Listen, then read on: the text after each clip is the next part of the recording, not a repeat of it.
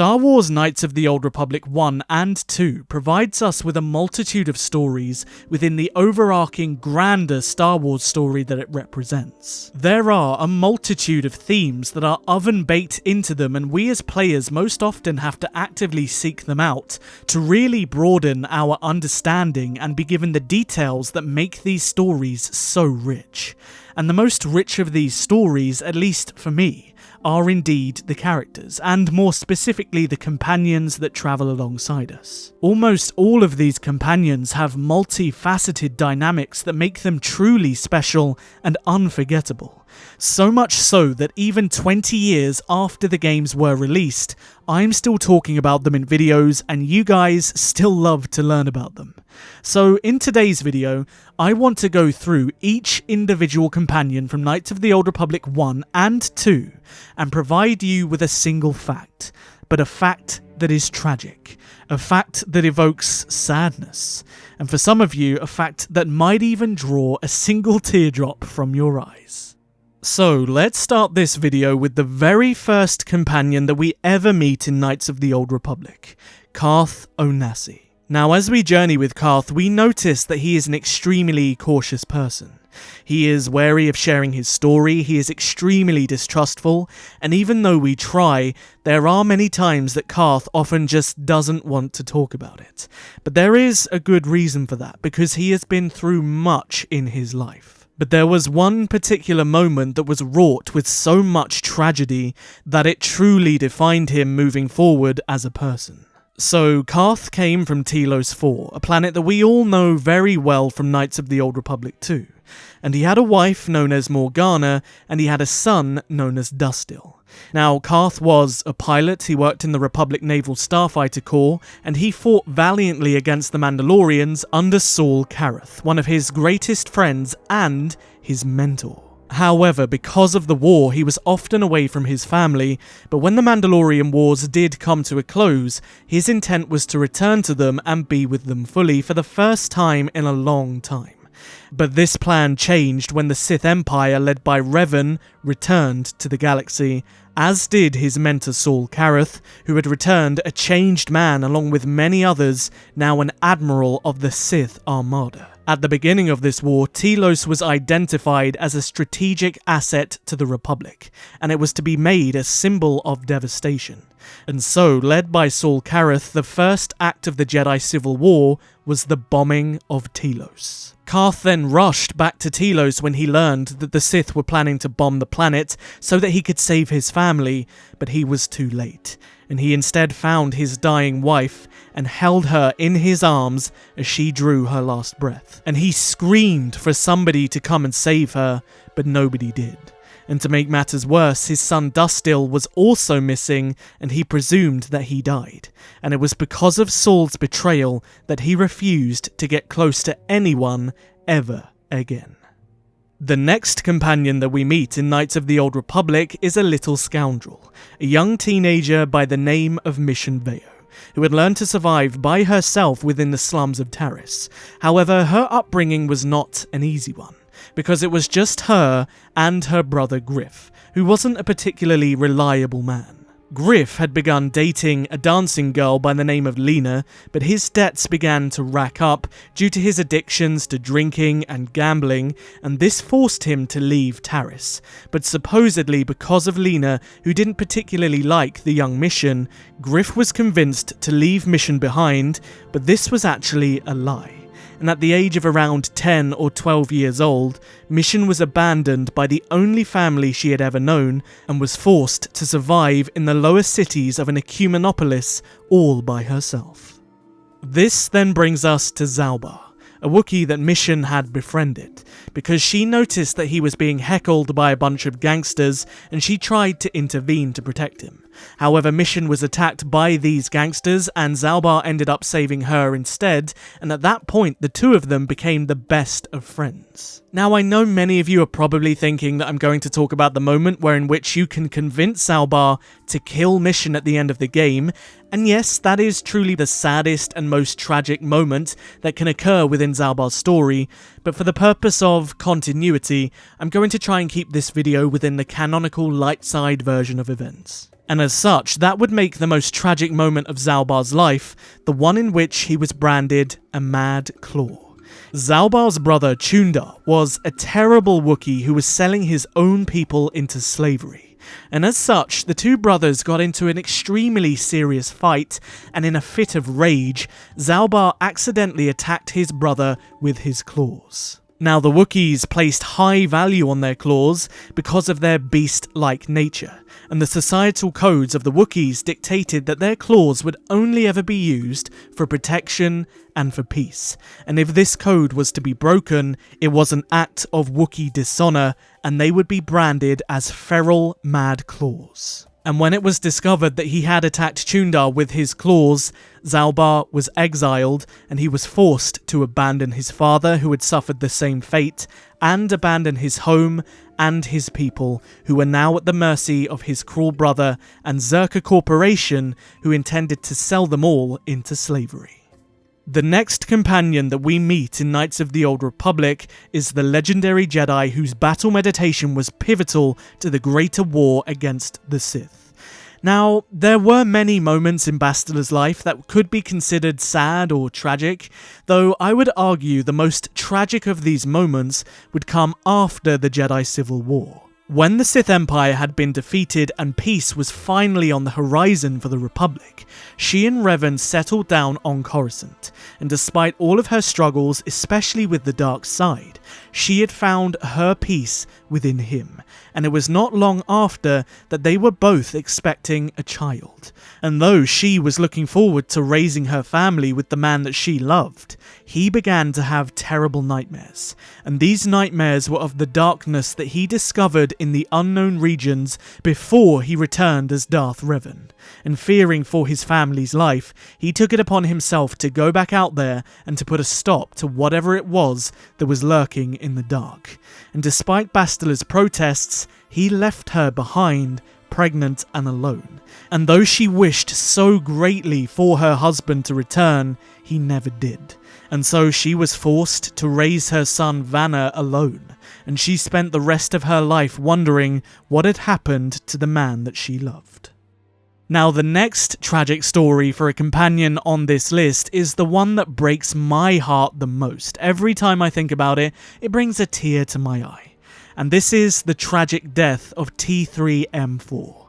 It's quite likely that some of you might not know about this, so get those tissues ready because it's a tough one. So T3M4 was the definition of loyalty, and his sole purpose was to serve and protect Revan. And after Revan had been discovered with the help of the Jedi exile trapped on the Sith world of Dromund Kaas, the three of them took the fight to the Sith Emperor. However, this battle didn't really go as planned, and as Revan and the Sith Emperor duelled, the prodigal knight was being overwhelmed by the Emperor's power. T3M4, being the loyal creature that he was, recognized this, and without hesitation, he rolled up to the Sith Emperor of all people and engulfed him in a torrent of fire from his flamethrower. And as wonderful as this story would have been if T3M4 was the one to kill the Sith Emperor, sadly this wasn't the case.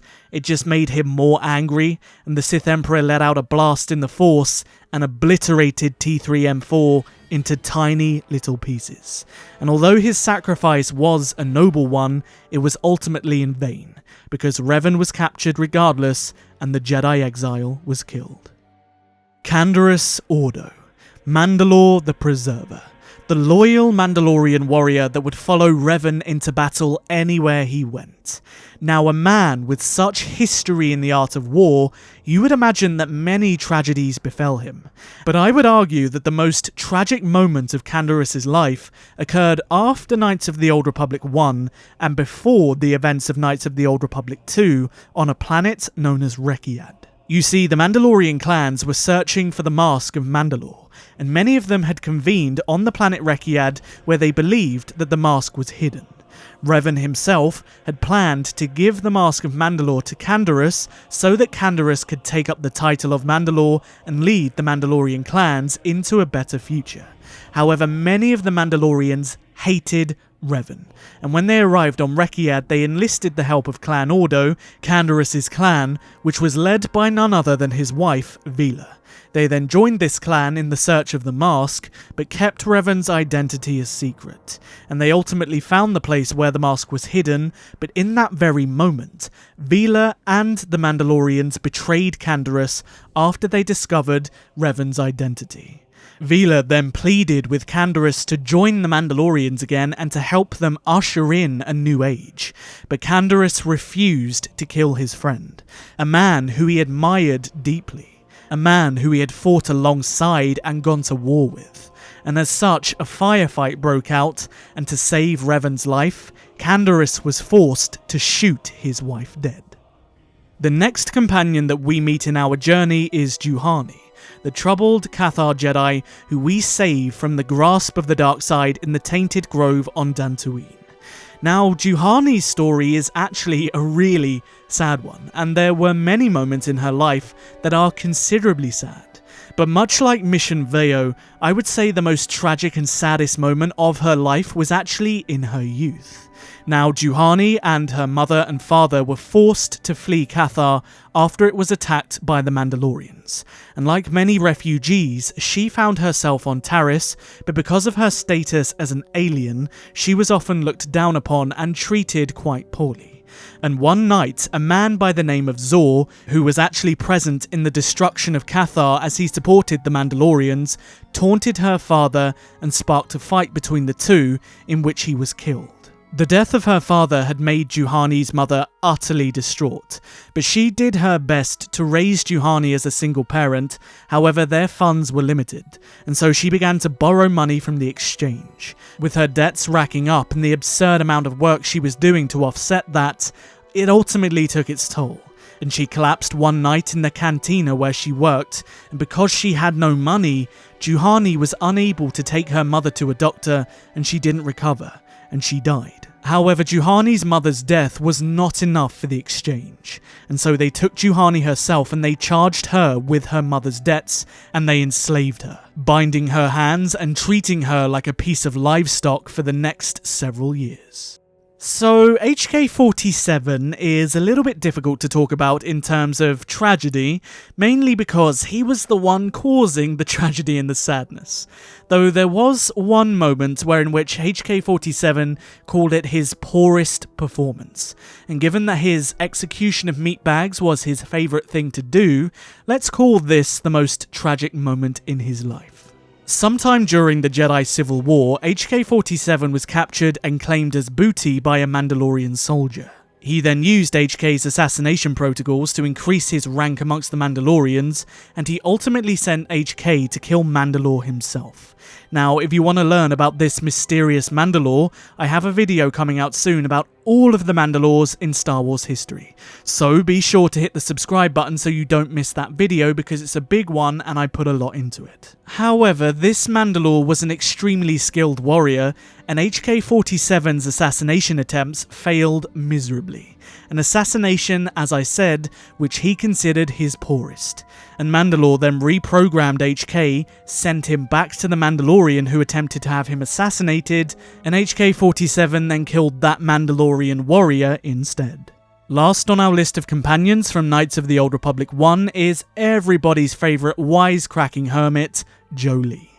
Now, as a Jedi Padawan, he often defied the Jedi Council, and at one point he began smuggling supplies through a blockade of the Ukatis system. However, his ship was shot down over Ukatis, and he was captured, and he met the woman who shot him down, a woman known as Neyama. Now, these two, being young and impressionable, fell deeply in love with one another, and she helped him escape the planet, and they ultimately became married, much to the Jedi Order's disapproval. When they first met though, Jolee had noticed that his wife was very strong in the Force, and he brought her to the Jedi, who rejected her as a Padawan. So he brazenly believed that he was good enough and decided to train Neyama in secret. Though this marriage didn't last particularly long, and this was because the words of the Sith Lord Exar Kun inspired her to join the Sith and bring about a golden age of the Sith. And when Jolee discovered this, Neyama pleaded with him to join her, but Jolee refused, and the two of them had a rather intense lightsaber duel, to which Jolee bested her. However, in a moment of weakness, despite knowing what she was planning to do, Jolee refused to imprison her or kill her, and he simply let his wife go. But by letting her go, he condemned many Jedi to their deaths, as Neyama went on to join Exar Kun, and the resulting war ended up killing many Jedi and many innocent people. The Jedi didn't even punish him for this, instead they wanted to promote him, as it was a lesson learned, but this infuriated Jolee, who decided to become a hermit and to go into a kind of self-imposed exile. This mistake in letting Neyama go would go on to become the biggest regret that he ever had. Now we move on to Knights of the Old Republic 2, my personal favourite of the two games with my personal favourite companions. And the first companion that we meet is none other than Kreia. So it's kind of hard to pinpoint which of her tragedies I want to talk about in today's video, but Kreia had been exiled by the Jedi and by the Sith, and I would argue that her exiling from the Sith Order was the more traumatic of the two events. After she had rebuilt the Sith and gathered Darth Nihilus and Darth Sion, she trained them in the ways of the Force beyond their original understanding. But ironically, much in the spirit of her title and the ways of the Sith, they isolated her at the heart of Malachor, and they proceeded to betray their master. Darth Sion brutally tortured her, beating her close to death, and he assaulted her in a variety of ways that perhaps we shouldn't divulge in today's video. And then, in a final act of torture, Darth Nihilus stripped her of the Force, and she was then exiled, battered, broken, and alone. The second companion that we meet in Knights of the Old Republic 2 is Atton Rand, who had been through a lot. However, the most traumatizing moment of Atton's life, and one of the most saddest, occurred during the Jedi Civil War. Now, at some point, like many, Atton had joined Revan's Sith Empire, and because he had a unique skill where he could hide his presence from Jedi, he became part of an elite special forces unit that hunted them. And during this time in his life, he had grown to hate the Jedi, and he actually enjoyed hunting them down. However, towards the end of the war, he had captured a Jedi woman, who had convinced Atton that he should be afraid of the ones that he served, because she saw that he had the Force within him, and those with Force sensitivity were taken in by the Sith, and they were broken and turned into dark Jedi. And although Atton knew that this was the truth, he refused to see reason, and he began to torture her nearly to death. However, with her last act of strength, she sparked something within Atton that allowed him to see and feel the Force, and as such, all of the devastation that he caused terrified him, and so he killed this Jedi in retaliation to make it stop. But after he had done this, he came to the realization that he had actually fallen in love with this Jedi, because this Jedi was allowing him to see life as it truly was, and so he began to passionately hate himself for everything that he had done.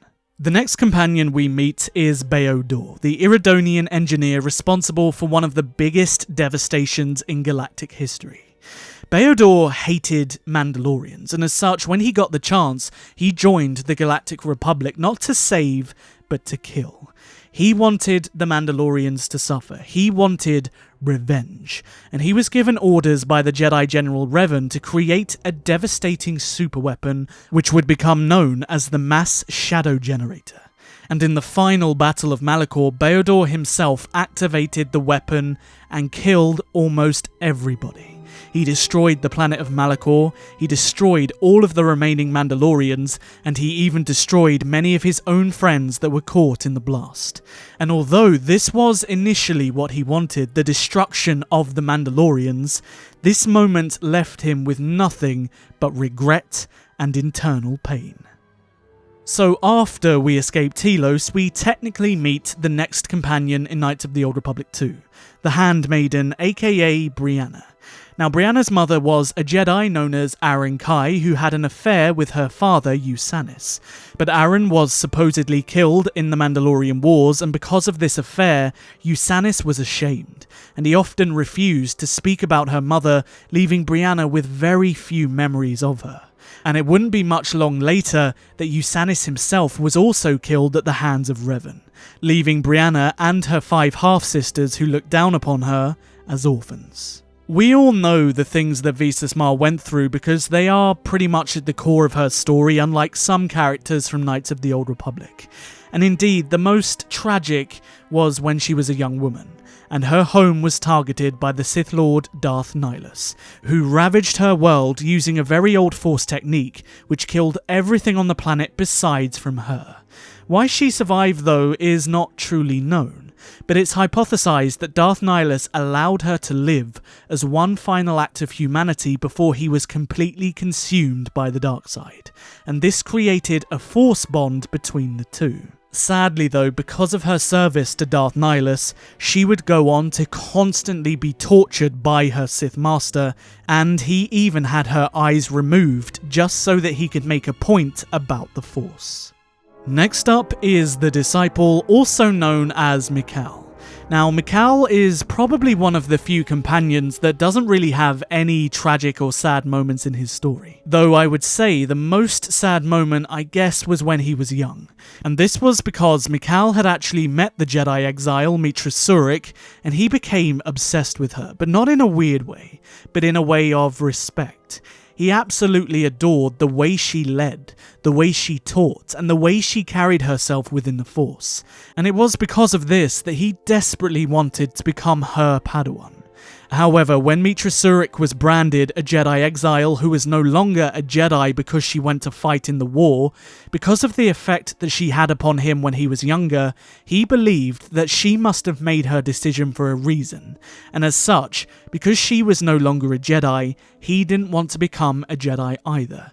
And really, with no Jedi Masters left anyway to truly train him, he decided to leave the Jedi Order. And over time, he actually forgot how to feel the Force. So the last of our human companions is none other than Mira.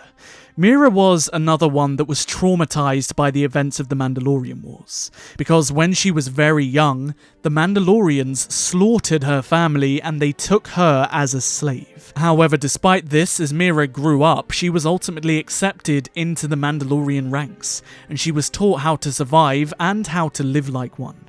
And she ultimately came to see the Mandalorians as her adopted family. But much like her real one, they were all exterminated in the Battle of Malachor, forcing her to become a refugee on Nar Shaddaa. The penultimate companion in today's video is Hanharr. Now, Hanharr's mind was utterly warped, and from a young age he was a dark, vicious creature. His tribe even looked down upon him and refused to accept him as he was, and as such he lived in the Shadowlands. But when Czerka arrived on Kashyyyk and slowly began to work their way into the good graces of Hanharr's tribe, in which they ultimately intended to enslave them, Hanharr, although insane, recognized what Czerka were doing, and he took it upon himself to save his people from a cruel fate. But in the warped mind of the Wookiee, this actually meant killing them. And so he went through his village, killing his family and his own people one by one. Czerka were furious that their herd had been slaughtered, and he was ultimately captured by them and enslaved himself. The last companion of Knights of the Old Republic and the last tragic story that I have for you guys today belongs to Goto. Now, I say that, there isn't really anything tragic in regards to Goto, or sad, so it's kind of fitting that he is the last one in this entire video, but there is one thing, I guess, that could be considered tragic in regards to an immoral droid. So, when he was built, his role was to oversee and support the reconstruction of Telos, and he had two primary directives to do so: follow all of the Republic's laws, and produce options to rebuild the Republic. However, these two directives were complete conflicts of one another, and so his programming essentially broke and he utterly snapped. And he decided that the only way to save Telos and save the Republic was to break the law. And so he went rogue and enacted his plan to save the Republic by becoming the leader of the crime organization known as the Exchange. There we have it. That is one of many tragic and sad facts for every single companion in the Knights of the Old Republic games. Now, I actually didn't expect this video to go on this long. I thought this was going to be a shorter one. I thought by telling one specific fact that it would condense this video down a little bit, so I'm glad I didn't kind of commit to telling like 4 or 5 of them, otherwise this video would have been about 4 hours long. But either way, I really hope that you learned something new, and even if you didn't, I hope you enjoyed the video, and I'd really love for you guys to answer this question for me. What do you think is the most sad or tragic moment from the Knights of the Old Republic stories? Let me know down in the comment section below. As always, if you enjoyed the video, don't forget to hit the like button because it helps me out a great deal. If you don't, it would be a tragedy because liking the video means that YouTube might bless it in the YouTube algorithm. And if you haven't, perhaps consider subscribing to join the biggest growing Knights of the Old Republic community on YouTube. I'll see you guys in the next video. But until then, may the Force be with you. Always.